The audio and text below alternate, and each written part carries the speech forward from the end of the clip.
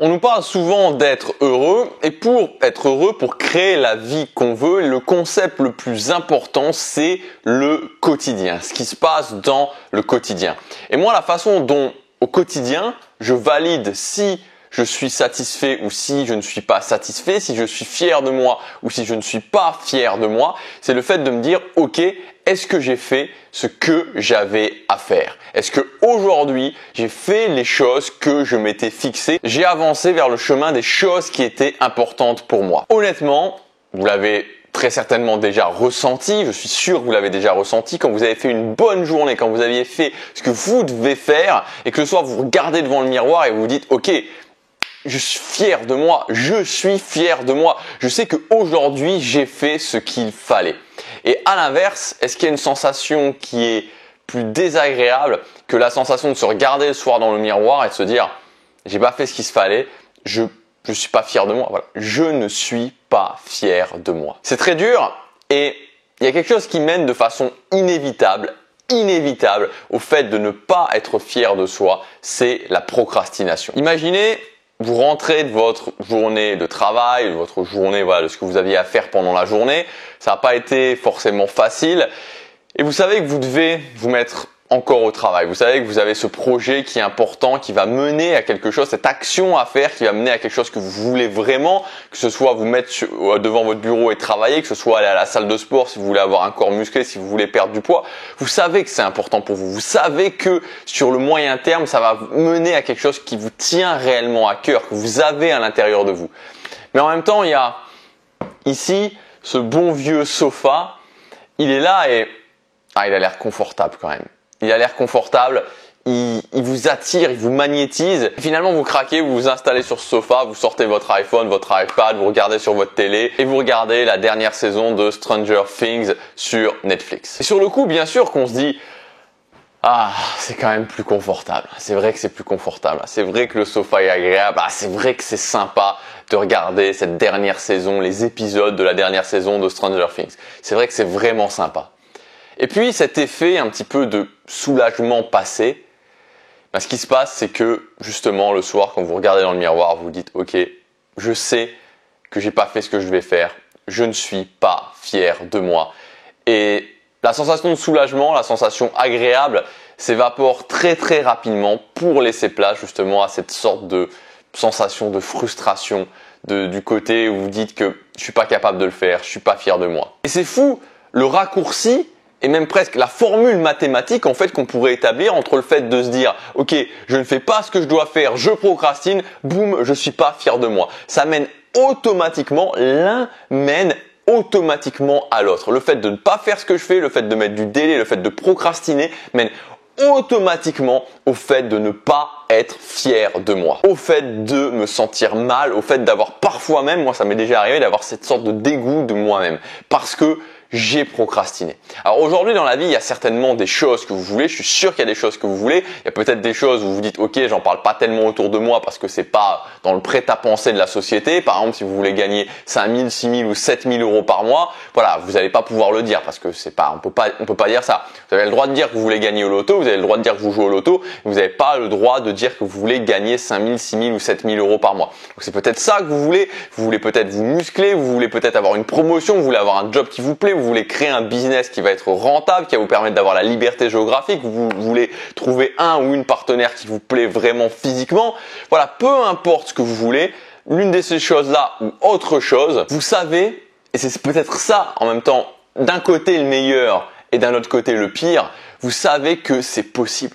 C'est possible. Aujourd'hui, il y a trop de gens sur Internet, j'en fais partie mais il n'y a pas que moi, qui ont documenté leur parcours. C'est-à-dire des gens qui étaient nulle part, qui ont commencé nulle part, qui avaient un boulot de merde, qui étaient extrêmement timides, qui étaient en surpoids, qui étaient en sous-poids et qui ont réussi à atteindre ce qu'ils voulaient, qui ont réussi à gagner 10 000, 50 000, 100 000 euros par mois, qui ont réussi à trouver le copain, la copine qu'ils voulaient, à se marier, à avoir la liberté géographique, à avoir le corps qu'ils voulaient. Il y a trop de gens aujourd'hui qui ont documenté ça. Bien sûr, il y a certaines personnes qui vont dire oui, c'est un complot, voilà, tous ces gens-là mentent, tous ces gens-là ont des trucs, tous ces gens-là ont eu de la chance, voilà, tout le monde a eu de la chance ou tout le monde est de mèche. Bon, vous savez que c'est pas vrai, vous savez que la vérité elle est là. Aujourd'hui, on ne peut plus la nier, la vérité, on ne peut plus nier que c'est possible puisque vous avez toutes ces personnes qui ont documenté leur parcours du tout début et ils sont peut-être partis encore plus bas que ce que vous êtes actuellement au moment où aujourd'hui ils sont arrivés et ils ont les objectifs que vous voudriez avoir.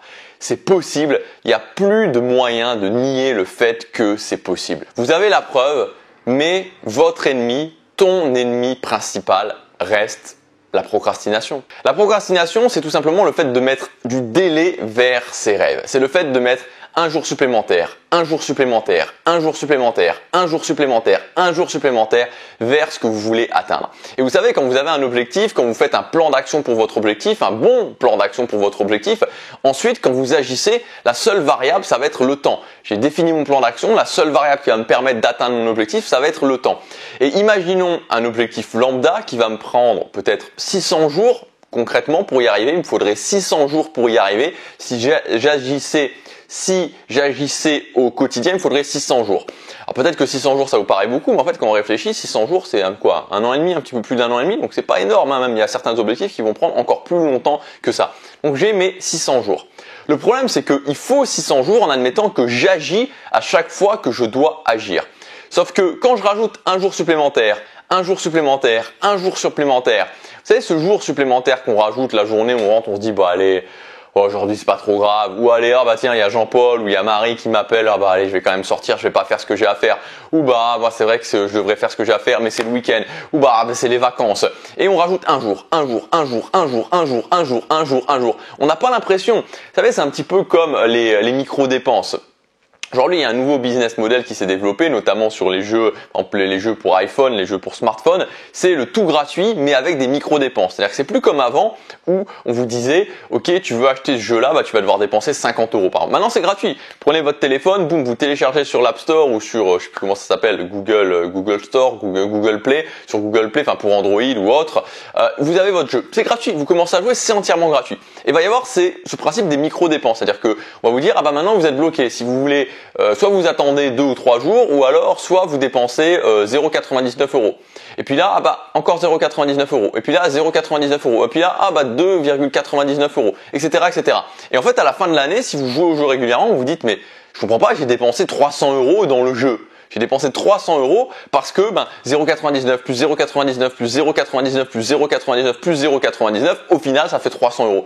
C'est la même chose avec vos journées, c'est-à-dire que vous dites, bah allez, un jour, et puis un jour, et puis un jour, et puis un jour, et puis un jour, et puis un jour. Et à la fin, vous vous retrouvez avec votre objectif, c'est plus 600 jours qu'il faut, c'est 900 ou 1200 ou 1500 jours. Et quand on passe de 600 à 1500 jours, qu'on a presque rajouté 1000 jours, c'est-à-dire presque 3 ans par rapport à ce qu'il fallait pour notre objectif, cette petite procrastination insidieuse du quotidien, plus un jour, plus un jour, plus un jour, plus un jour, plus un jour, elle a tellement rallongé le temps qu'il faut pour atteindre notre objectif qu'au final, on abandonne. Alors quand on veut se concentrer pour éliminer cette procrastination, quand on tape sur Google comment éliminer la procrastination, on tombe sur plein de techniques. Alors je crois que je l'ai fait juste avant justement, j'ai tombé sur des techniques du genre pour lutter contre la procrastination, rester motivé.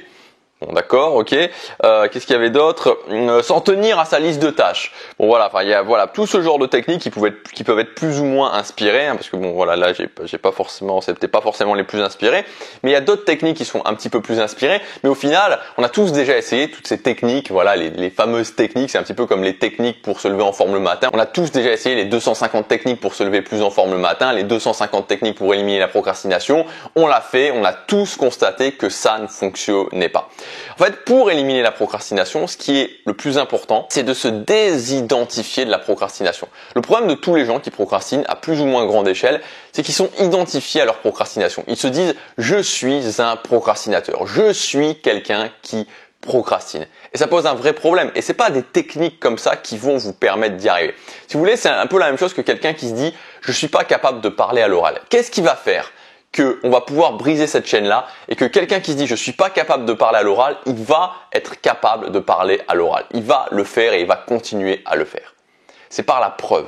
C'est la preuve qui va faire en sorte que votre cerveau va admettre que vous êtes capable. Et donc en l'occurrence, pour quelqu'un qui se dit je suis pas capable de parler à l'oral, ça va être de faire en sorte de faire une première intervention à l'oral devant une audience. Et au niveau de la procrastination, ça va être la même chose. C'est pas des techniques, ça va être par la preuve. La preuve que vous êtes capable sur une certaine durée de temps de faire descendre le taux de procrastination, le pourcentage de procrastination que vous avez extrêmement bas, voire quasiment à zéro. Je voudrais vous donner 2 points très importants au niveau de la compréhension de la procrastination et comment justement régler ce problème de la procrastination. Ces 2 points, le premier, c'est la notion de clarté. Plus vous êtes clair, c'est-à-dire que la procrastination se nourrit du flou. C'est un petit peu comme la peur. Vous savez, la peur, je vous en parle régulièrement, enfin régulièrement, pas tant régulièrement que ça, mais je vous dis, la peur, en fait, se nourrit du temps. C'est-à-dire que ce que va chercher à faire cette émotion de peur, c'est à mettre du délai, à vous mettre plus de délai. J'ai peur de faire ça, et la peur va vous dire, ah bah, fais-le plus tard, fais-le plus tard. Et plus vous attendez, plus vous avez peur, parce que la peur se nourrit, grandit, se renforce avec le temps. Plus j'attends avant de faire quelque chose dont j'ai peur, et plus je vais avoir peur. La procrastination, c'est la même chose au niveau du flou. Plus il y a de flou dans mon quotidien, plus va y avoir potentiellement de procrastination. Plus vous êtes flou, plus il y aura de la procrastination. Et donc l'inverse du flou, c'est la clarté. Donc la clarté, ça va passer par quoi? Ça va passer par premièrement se dire qu'est-ce que je dois faire. Alors ça peut paraître basique, mais si je sais même pas ce que je dois faire, moi forcément, je peux même pas dire que je procrastine puisque je sais même pas ce que je dois faire. Premièrement, qu'est-ce que je dois faire? Deuxièmement, mesurer si je l'ai fait ou si je l'ai pas fait. Et troisièmement, se dire si je l'ai pas fait, pourquoi je l'ai pas fait. Ça, c'est des points. Alors il n'y a pas que ça, mais c'est les points, certains points au niveau de la clarté. Et ensuite, la deuxième chose, en plus de la clarté, la deuxième notion, c'est la notion de logique. Il faut bien comprendre que la procrastination, ça a besoin de clarté pour être éliminé, plus de solutions logiques. Il n'y a rien de mystique pour éliminer la procrastination. C'est pas quelque chose de mystique, c'est pas quelque chose, il faut se connecter à une force plus grande que soi. Non, c'est juste logique. Une fois qu'on a les données qui ont été justement amenées par la clarté, on se pose des questions et on les résout de façon logique. On les résout de façon logique. Tout est résolvable, je crois que ça se dit, hein, tout est résolvable au niveau de la procrastination à partir du moment où on a la clarté par la logique. Aujourd'hui, je vous propose ma nouvelle formation qui s'appelle Exploser la procrastination parce que c'est son but, complètement exploser la procrastination. Donc cette méthode, elle est basée sur quoi? Elle est basée sur un challenge de 30 jours où pendant ce challenge de 30 jours, je vais vous donner une méthode complète à appliquer pour pouvoir faire tomber à la fin de ces 30 jours votre taux de procrastination au minimum et par la preuve après ces 30 jours, vous rendre compte que vous êtes quelqu'un qui est capable de ne pas procrastiner.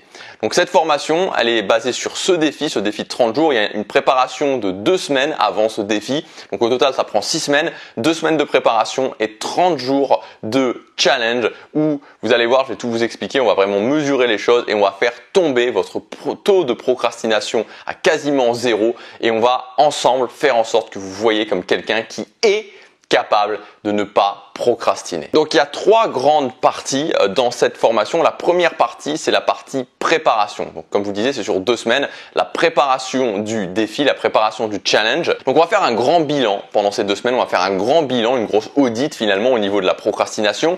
On va voir sur quoi vous procrastiner et aussi très important quel impact aussi cette procrastination a. Ça fait partie du bilan. Le bilan c'est la stabilité, donc définir qu'est-ce que je dois faire, ensuite sur quoi concrètement je procrastine et l'impact que ça a, se rendre compte aussi de l'impact que ça a. Ça va être la première partie du bilan. La deuxième partie du bilan, ça sera le fait de faire le tri. C'est-à-dire qu'avant de faire le défi, on va trier sur quoi ce défi va être fait. C'est-à-dire que le but c'est pas juste de prendre ce que vous faites actuellement et puis de partir là-dessus. Donc ça va être de trier. Et on va trier de quelle façon? Premièrement en se disant est-ce que là actuellement sur ces choses que je fais, sur les choses que j'ai faites, c'était de la procrastination ou c'était pas de la procrastination. C'est-à-dire qu'on va se demander si vraiment ces choses-là ont un sens pour moi, parce que des fois on va s'apercevoir en faisant le bilan qu'il y a des choses que je fais pas, mais si je les fais pas, c'est pas parce que je procrastine, c'est parce que ça n'a pas de sens pour moi. Vous savez, c'est un petit peu ce que j'appelle le syndrome de l'étudiant qui doit faire sa dissertation de philosophie et qui procrastine sur le fait de faire sa dissertation de philosophie. Et au final, est-ce qu'il procrastine? Non, il procrastine pas, c'est juste qu'il n'a rien à faire ta dissertation de philosophie. Donc on va commencer par faire ce premier tri. La deuxième partie du tri, ça va être est-ce que je suis prêt à faire ça ou est-ce que je ne suis pas prêt à faire ça? C'est-à-dire que dans chaque activité, il y a forcément la récompense, mais il y a aussi le fait de faire au quotidien et l'inconfort, parfois la peur que ça peut amener de le faire. Donc on va aussi voir dans ce bilan, est-ce que actuellement je suis capable de le faire ou je suis pas capable de le faire. Et à certains moments, c'est mieux de se dire ok, je ne me sens pas capable pour le moment de faire ça, donc je passe à autre chose, j'évacue ça, plutôt que de se traîner ça, de pas le faire. Et c'est pas parce que en fait je procrastine, c'est parce que actuellement je ne suis pas prêt à le faire. Donc il y aura encore pas mal d'autres choses au niveau du bilan, mais voilà, l'idée c'est ces 2 semaines de préparation, c'est le bilan.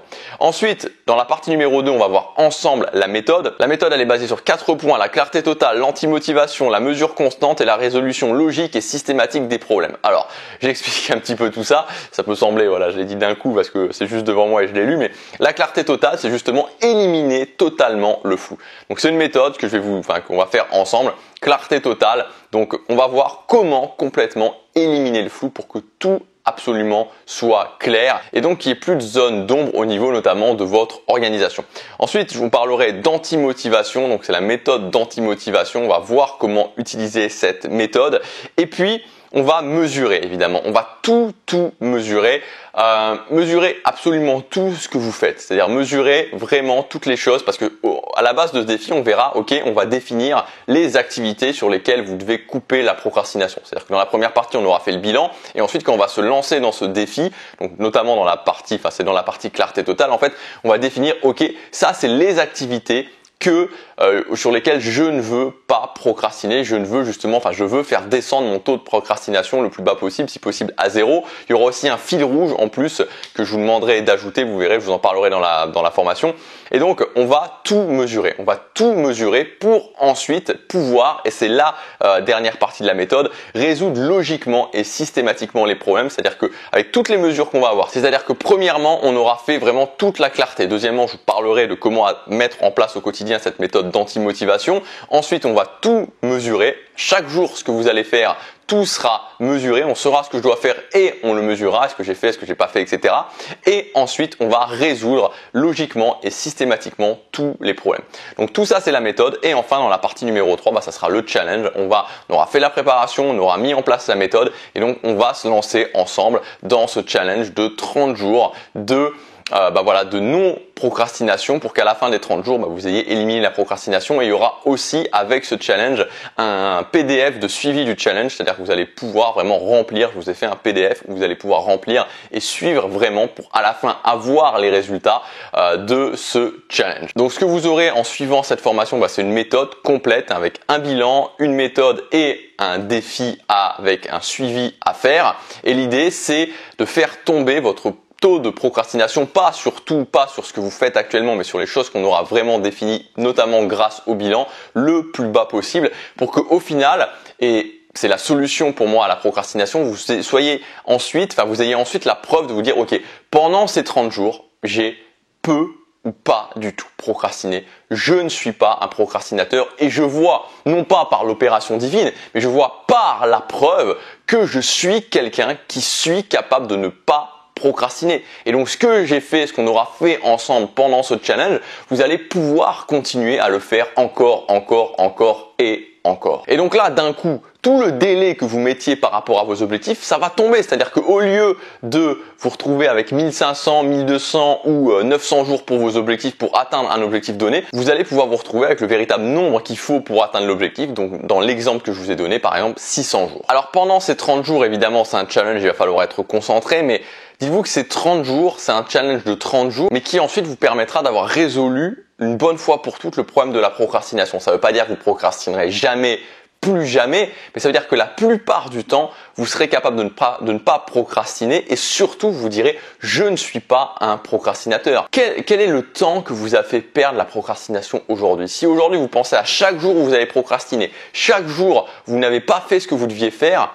imaginez un peu ce que ça donne. Imaginez concrètement si vous avez fait le bilan, le total de jours perdus depuis le moment où vous êtes dit « ok, je m'engage sur cette voie de créer la vie que je veux ».